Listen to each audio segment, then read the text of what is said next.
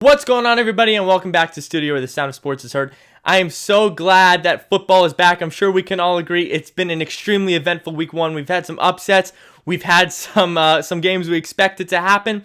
But with all that being said, we have to jump into our power rankings for week two. We're going to do this weekly. The way it's going to be structured, I'm going to show you my 32 team power ranking, and we're going to pick our highest risers and our highest fallers to talk in depth about. So let me just show you my power ranking real quick. Let's start from 32.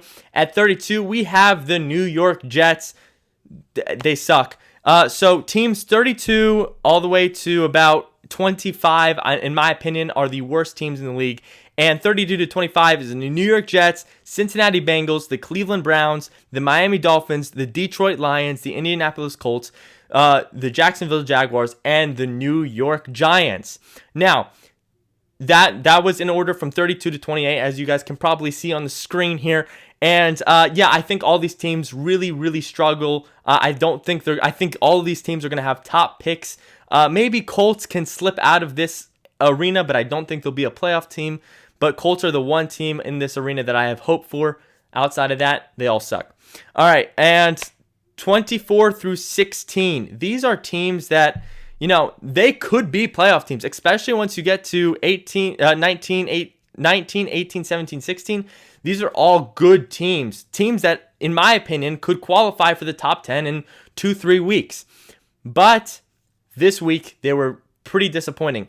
Except for Washington. Washington's a team we're going to talk about later. Washington was extremely impressive this week, so they're going to be at 24. They were all the way at the bottom before week one, so they rised a lot up to 24. They were probably, 30, 29, so they rised about six spaces in my power ranking. So we have Washington, Atlanta, Minnesota, Chargers, Houston Texans, Denver Broncos, Carolina Panthers, the Philadelphia Eagles, and the Dallas Cowboys. We're going to talk about 16 and 17 later. They are both interesting. Now let's look at our top 15 teams. These are teams that are in the playoff race after week one. I know after week one. I mean, we could, honestly, for all we know, the Jets could make the playoffs. Week one is so difficult to analyze. But as of now, according to what we have from week one, these are the teams that I expect to make the playoffs or expect to be in the playoff race.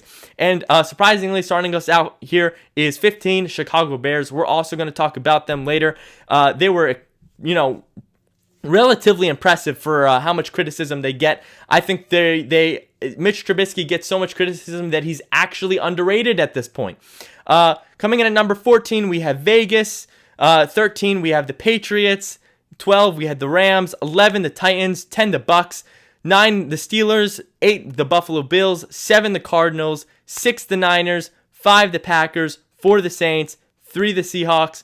2, the Ravens. And 1, the Kansas City Chiefs. The Kansas City Chiefs are still the best team in football.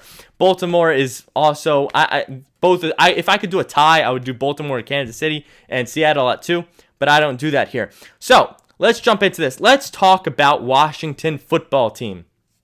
They're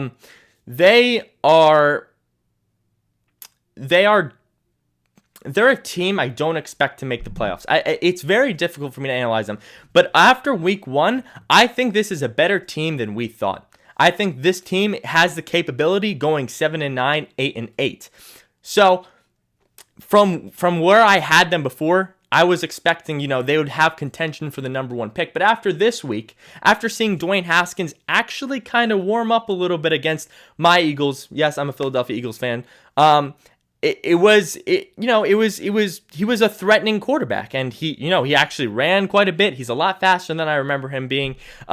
He was poised under the pocket in the second half. He looked very bad in the first half.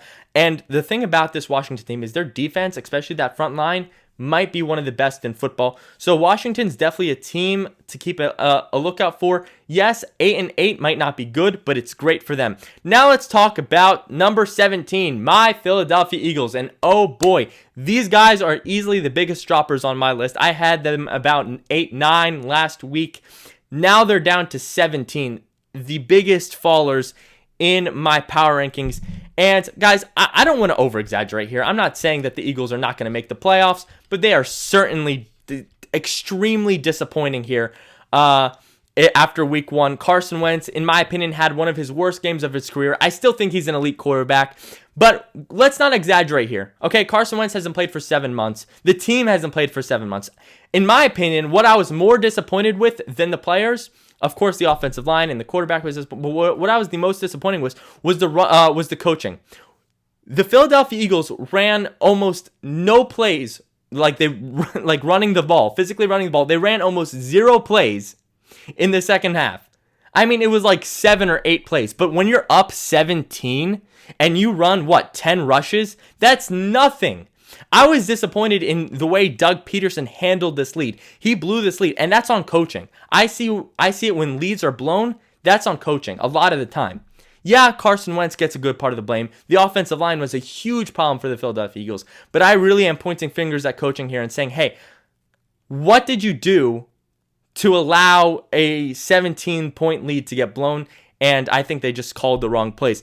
All right, number 16, we have Dallas. They're also pretty big fallers. I was never high on Dallas in the first place. I'm an Eagles fan, so I could be biased.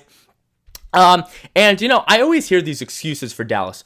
Oh, last year it was coaching. That's why they went 8-8. Oh, the defense is incompetent. Oh, Ezekiel Elliott got suspended. Oh, Amari Cooper dropped so many balls. And you know what? I'm tired of hearing these excuses.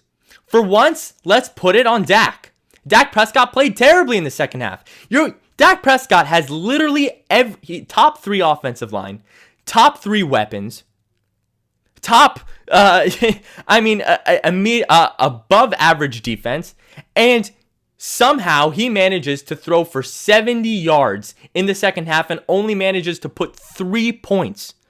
That's on Prescott. I put this game on Prescott. I mean, he has a good coach now. His offensive weapons are as good as could possibly be. His offensive line is intact. There's nothing more you can say here. It's on Prescott. So, Dallas at 16. We'll see what they can do next week. All right, and let's talk about the Chicago Bears at 15. They're one of my biggest risers. And Mitch Trubisky is a mediocre quarterback. But he's not as bad as people think. He's mediocre. I'm not saying he's good, but he's not as bad. And when you take a team like the Bears, who have good offensive weapons, who has a fantastic defense, that's a team that can make the playoffs. We've seen teams like this make the playoffs. We've seen teams with mediocre. We've seen the Ravens. I forget what year, 2014 maybe. We've seen the Ravens with Joe Flacco, who had a fantastic defense and a fantastic offense, be able to take his team to the Super Bowl. And Joe Flacco wasn't anything better than mediocre. Maybe he was a good quarterback at the time, but he wasn't anything special. And I think the Bears could be that. Mitch Trubisky looks matured. The coaching is good. The offense is good. The defense is extraordinary. This could be a team that not a lot of people see coming, and they could be in contention for the playoff race. And let's talk about one of my biggest risers. And this is a team I've been high on all summer long, and that is the Arizona Cardinals. This is the last one we're going to talk about. The Cardinals are, I'm telling you, they're a threat. They're a team that I could see being Super Bowl contenders past week 5. I think Kyler Murray could be an MVP candidate this year alongside Russell Wilson. I think the addition of DeAndre Hopkins getting 15 catches in week 1 for 150. This team is scary, and they don't get enough credit for their offensive weapons too. Larry Fitz still has some in the tank. Christian Kirk is a rising star receiver in this league. There is definitely a lot to watch in Arizona. I think their defense is young, but definitely maturing, and they look poised. I really love this Arizona team. I think they are, if not Super Bowl contenders, they are almost there. And I think past week 5 we could start seeing them being the top of the NFC, especially in such a tough division. I am putting a lot on the Arizona Cardinals, but I have really high expectations for them. All right, so that was my week 2 power rankings. I hope you guys enjoyed. Stay tuned sometime later this week, maybe this weekend, maybe Friday. We're going to get another video where I'm going to be talking about my best 5 picks for this week 2. So make sure you guys tune in for that. Thank you guys so much for watching The Sound of Sports.